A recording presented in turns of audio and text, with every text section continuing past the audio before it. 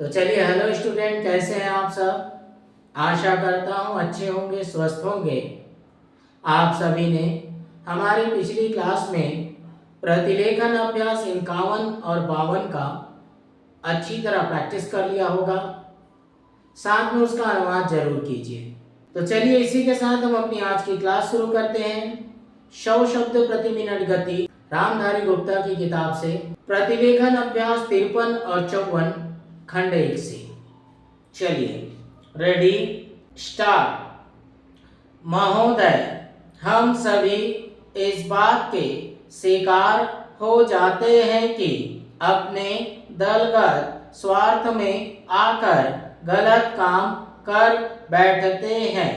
कभी भाषा और कभी किसी प्रदेश के स्वार्थ में ऐसे प्रश्न उठते हैं जो हमारे राष्ट्र की एकता को कमजोर करते हैं। पैरा, अभी एक माननीय सदस्य ने यह प्रश्न उठाया और आरोप लगाया कि भारत सरकार कुछ प्रदेशों के साथ इंसाफ नहीं करती। भारत सरकार कुछ प्रदेशों के प्रति पक्षपातपूर्ण नीति अपनाती है। यही मनोवृत्ति है जिसमें एक प्रदेश को दूसरे प्रदेश के विरुद्ध भड़काया जाता है, एक जाति को दूसरी जाति के विरुद्ध खड़ा किया जाता है, एक धर्म को दूसरे धर्म के विरुद्ध खड़ा किया जाता है और एक भाषा और दूसरी भाषा वालों के बीच में भड़काव पैदा करके लड़ाई पैदा की जाती है। यही मनोवृत्ति है जिसको हमारे विरोधी दल के बहुत से लोग भड़काकर पैदा करते हैं। उनकी अपनी गलत नीतियों के कारण विशाल दृष्टिकोण नहीं होता है और वे ऐसे प्रश्नों को उभार कर अपना स्वार्थ सिद्ध करते हैं। स्पष्ट है कि ऐसे समस्त प्रश्नों का परिणाम हमेशा बुरा होता है। इसलिए मैं सभी राजनीतिक पार्टियों के नेताओं से अपील करना चाहूँगा कि जो प्रश्न हमारे देश के सामने हैं और जिन पर हम सबको चिंता हो रही है तथा जिनका हल निकालने की हम कोशिश करते हैं, उन तमाम प्रश्नों के ऊपर हम ठंडे दिल से विचार करें। पैरा, श्री वाजपेयी ने एक अच्छी बात कही। उन्होंने कहा कि इन प्रश्नों का हल सड़कों पर नहीं होगा। मैं भी उनसे इस बात में सहमत हूँ कि इन प्रश्नों का हल प्रजातांत्रिक ढंग से ढूंढने का प्रयत्न करना चाहिए। हमें इनका हल प्रजातांत्रिक व्यवस्था के अंदर करना होगा। सड़कों के ऊपर इन प्रश्नों का हल नहीं हो सकता है। राजस्थान के अंदर जो अकाल पड़ा हुआ है और लोग मर रहे हैं, उसकी तरफ चिंता नहीं हो रही है।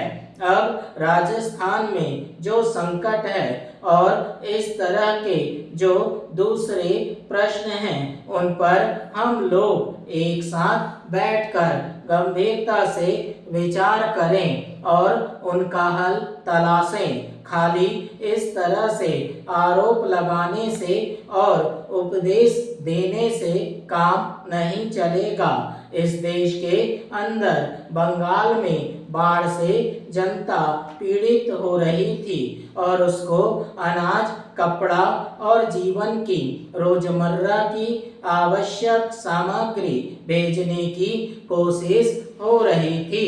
पैरा, महोदय, उस जमाने में रेलवे कर्मचारियों को भड़का करके हड़ताल करना और फलस्वरूप एक ऐसे व्यवस्था पैदा करना जिसके कारण बंगाल के पीड़ित लोगों की सहायता न की जा सके, उचित कार्य था, लेकिन यह कार्य मेरे घर के भाइयों ने किया था।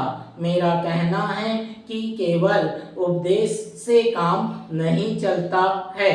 जब ऐसे प्रश्न आए तो उपदेशात्मक भाषाओं में ही फंसकर न रहा जाए, बल्कि आवश्यकता है कि ऐसे प्रश्नों पर सारे राजनीतिक दल देश हित को ध्यान में रखते हुए संजीदगी से विचार करें और उन सब का हल तलाश करें। आज श्री वाजपेयी ने प्रधानमंत्री पर कुछ आक्षेप किए।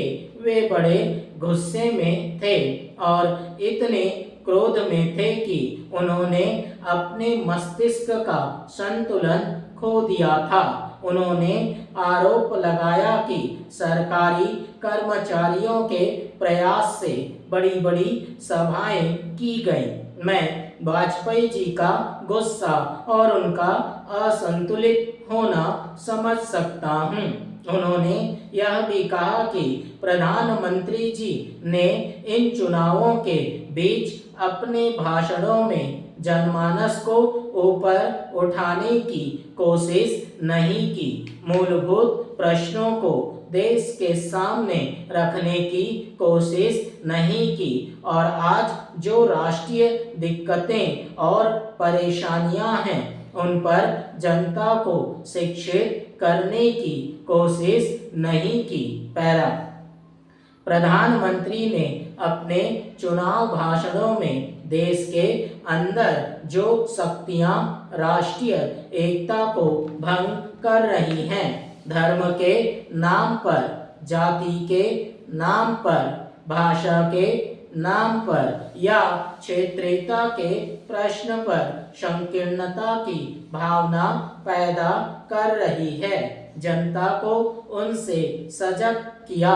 प्रधानमंत्री जी ने इस बात को अनुभव किया था कि उत्तर प्रदेश, बिहार और उत्तर भारत के समस्त हिंदी बोलने वाले इलाकों में जनसंघ संकीर्णता की भावना का प्रचार कर रहा है।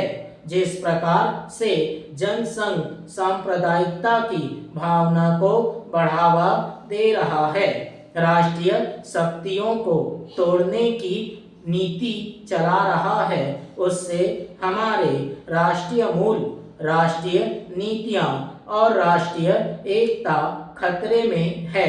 इसीलिए प्रधानमंत्री ने जनसंघ के ऊपर इस बात का प्रहार किया था कि वह सांप्रदायिक शक्ति है और उससे जनता को सावधान हो जाना चाहिए। आज जो वाजपेयी जी का गुस्सा है उसको हम समझ सकते हैं। उन्होंने एक सपना देखा था, एक सुनहरा सपना, उत्तर प्रदेश में अपनी सरकार बनाने का, बिहार में अपनी पार्टी को बहुमत प्राप्त कराने का। ठीक है, तो चलिए ये रहा हमारा 100 शब्द प्रति मिनट गति का डिक्टेशन रामधारी गुप्ता की किताब से, प्रतिलेखन अभ्यास 53 और 54। इसकी आप अच्छी तरह प्रैक्टिस कीजिए और साथ में हमारे डिक्टेशनों का आप अनुवाद भी करते चलिए ताकि आपकी गलतियां कम से कम हो सके और आपकी प्रैक्टिस लगातार जारी रहे। ठीक है, तो चलिए इसी के साथ हम अपनी आज की क्लास समाप्त करते हैं। मिलते हैं अगली क्लास में प्रतिलेखन अभ्यास 55 और 56 के साथ। तब तक आप हमारे चैनल को सब्सक्राइब जरूर करें। ठीक, चलिए आज इतना।